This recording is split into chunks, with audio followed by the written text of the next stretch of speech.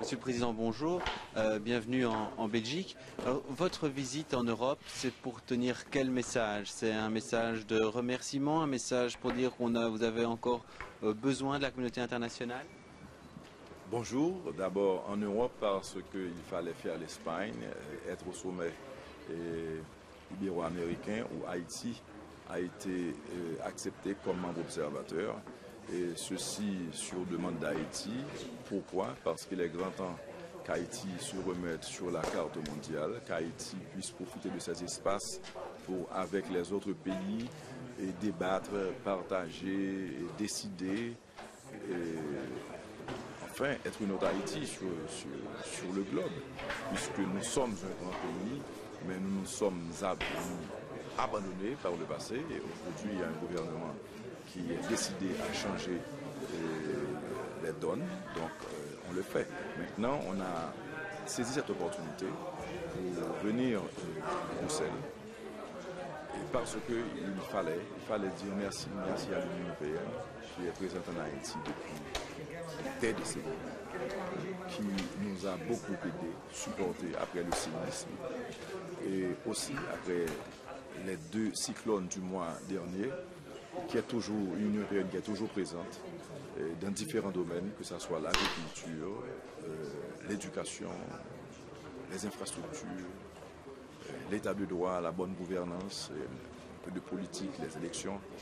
Donc il est important je ne dirais pas de faire un rapport, mais de rassurer, de dire merci, surtout merci, de dire que ça va mieux, qu'il y a l'espoir chez les Haïtiens aujourd'hui. Malgré justement le fait que les catastrophes s'enchaînent malgré tout sur votre pays? Les catastrophes, il y en a toujours, je dirais presque partout. Si ce n'est pas humain, c'est naturel, sinon c'est une crise financière, sinon c'est le terrorisme.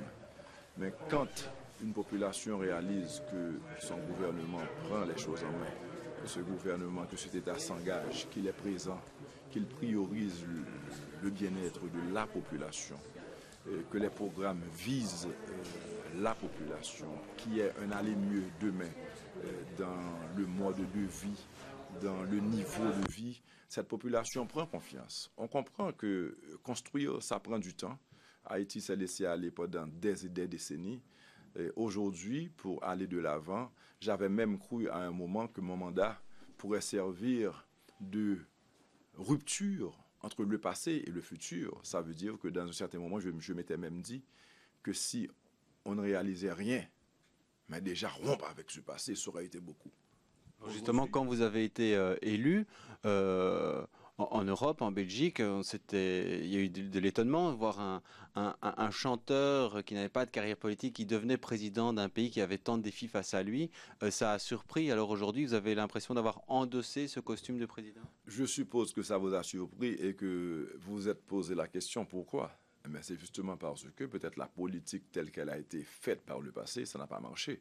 Donc la population, c'est elle qui a choisi. Elle a préféré un chanteur qui avait un discours, un chanteur qui a fait des promesses, mais un chanteur qui était déjà impliqué dans le social en Haïti. Un chanteur qui a toujours été honnête, qui a toujours chanté son pays, qui a toujours été là quand il y a eu des crises.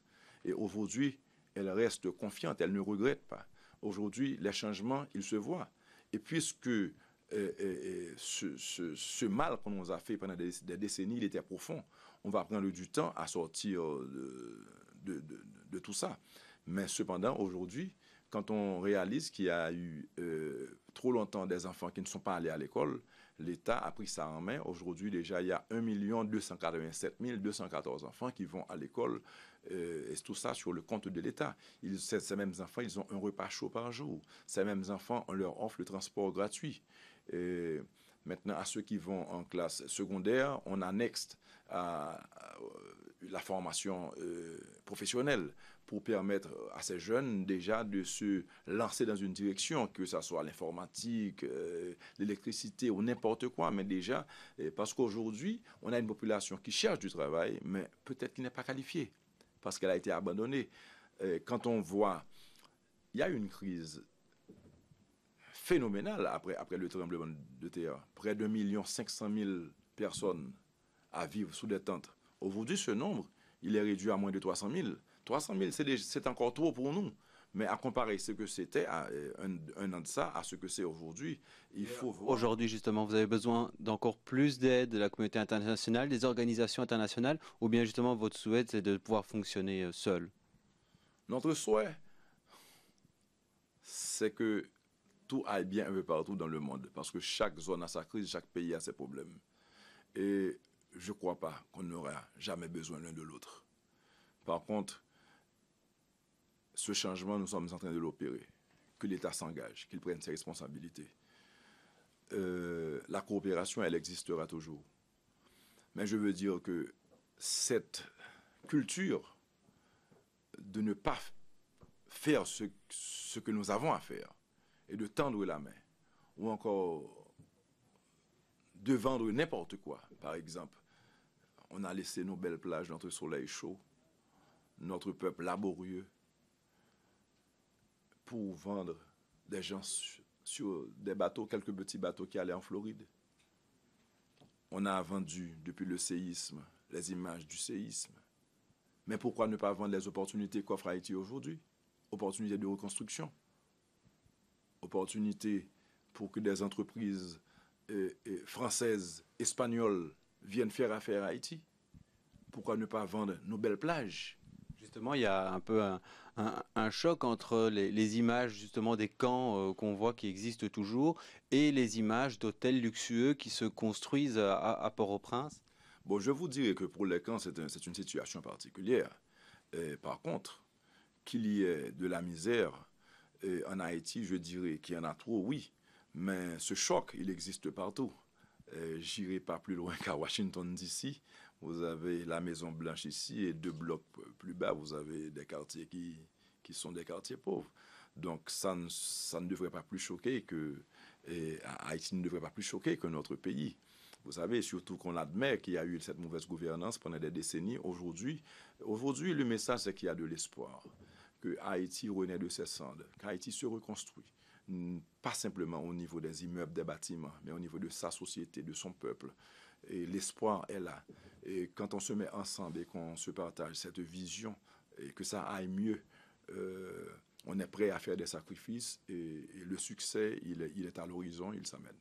Vous parlez de votre métier de chanteur, vous revendiquez cette double casquette, entre guillemets, de président-chanteur, puisque vous allez encore faire un concert avec Julio Iglesias? Je ne me fais pas un concert avec Julio. Je dois vous dire que d'ailleurs, pour n'importe quel artiste, ce sera toujours un honneur d'être sur scène avec Julio Iglesias, une méga star, même pour un président de la République. Mais l'idée, c'est que Julio nous a proposé de faire une levée de fonds pour l'éducation. Pas la peine de vous dire combien je me bats pour l'éducation. Et donc pour moi, c'est faire d'une pierre deux coups. Et chanter avec Julio, ce sera toujours... Il faudra toujours comprendre que ce sera un honneur pour n'importe qui. Et en plus, pour continuer à aider Haïti en chantant. D'ailleurs, transmettre cette image de gaieté, cette chaleur que nous avons en Haïti, c'est faire du bien un peu dans tous les sens. Donc oui, à la fin de cette année, c'est pas un concert que je me fais avec Julio, mais je chante avec lui 2 musiques sur scène. Et je sais déjà que je pourrais pas faire aussi bien que Julio, mais l'idée c'est d'être là, c'est de montrer Haïti sur un autre visage, un visage souriant, un visage chantant, et une Haïti qui, en effet, se relève. Et je dis merci à Julio pour l'opportunité, pas seulement de chanter, mais d'aider les jeunes Haïtiens à aller à l'école. Toute dernière question, un mot pour les Belges. Il y a beaucoup de Belges qui ont fait des actions, qui ont récolté de l'argent pour Haïti. Qu'est-ce que vous pourriez leur dire si vous pouvez vous adresser à eux? Alors ça, c'est la première chose que j'ai faite. J'ai dit merci aux Belges. Je saisis l'occasion pour dire pas seulement aux Belges, à tous ceux qui ont pensé d'une façon ou d'une autre à venir en aide avec Haïti. Parce que je l'ai dit tantôt, nous avons tous nos problèmes, nous avons tous nos responsabilités. Et prendre le temps de penser à Haïti, là où Haïti est, ça veut dire que vous avez un grand cœur. Et les Haïtiens vous auront toujours dans leur cœur. Encore une fois, aux Belges particulièrement, puisque nous sommes chez vous. Je vous dis merci au nom du peuple haïtien. Merci à vous. Au plaisir. Est-ce que vous pouvez en rester encore une...